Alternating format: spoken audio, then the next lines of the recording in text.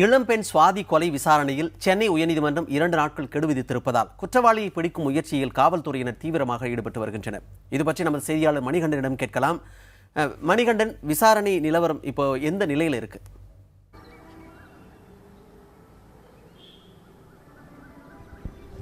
மணிமாறன், நேற்று சென்னை உயர்நீதிமன்றம் சென்னை காவல்துறையினருக்கு 2 நாள் அவகாசம் கொடுத்ததை அடுத்து சுவாதியின் கொலை வழக்கில் சென்னை காவல்துறையினர் தீவிரம் காட்டி வருகின்றனர். இதுவரை விசாரித்து வந்த ரயில்வே காவல்துறையினர் தாங்கள் விசாரணை செய்த அந்த ஆவணங்களுடைய தொகுப்பையும் அவர்களுக்கு கிடைத்த, அதாவது கொலையாளி பயன்படுத்திய அந்த கத்தி உட்பட அவர்களுக்கு கிடைத்த தடயங்கள் மற்றும் சாட்சியங்களை ஒரு ஆவணங்களாக தொகுத்து நேற்று இரவே சென்னை காவல்துறையினருக்கு ரயில்வே காவல்துறையினர் அந்த ஆவணங்களை ஒப்படைத்திருக்கிறார்கள். அந்த ஆவணங்களை கைப்பற்றி சென்னை காவல்துறையினர் தங்களது விசாரணையை தீவிரப்படுத்தி இருக்கிறார்கள் என்றுதான் சொல்ல வேண்டும்.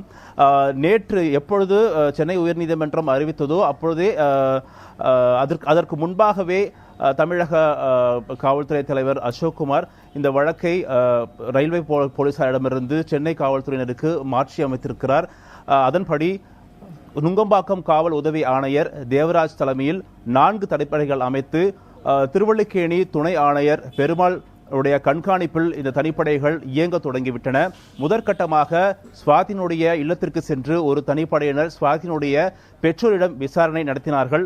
அதன் பின்னர் ஒவ்வொரு தனிப்படையாக அவரவர்களுடைய கோணங்களில் அந்த விசாரணையை தொடங்கினார்கள். அடுத்தபடியாக சுவாதியினுடைய நிறுவனத்தில் பணிபுரிந்த ஊழியர்களிடம் அந்த விசாரணையை அவர்கள் தொடர்ந்து நடத்தி வருகிறார்கள். சமீபத்தில் யாரேனும் அந்த நிறுவனத்தில் பணிபுரிந்து விலகி சென்றிருக்கிறார்களா என்பது குறித்த ஒரு பட்டியலும் அவர்கள் எடுத்து வருகிறார்கள். மேலும் சுவாதியினுடைய நண்பர்களிடமும் இந்த விசாரணை தொடர்ந்து வருகிறது.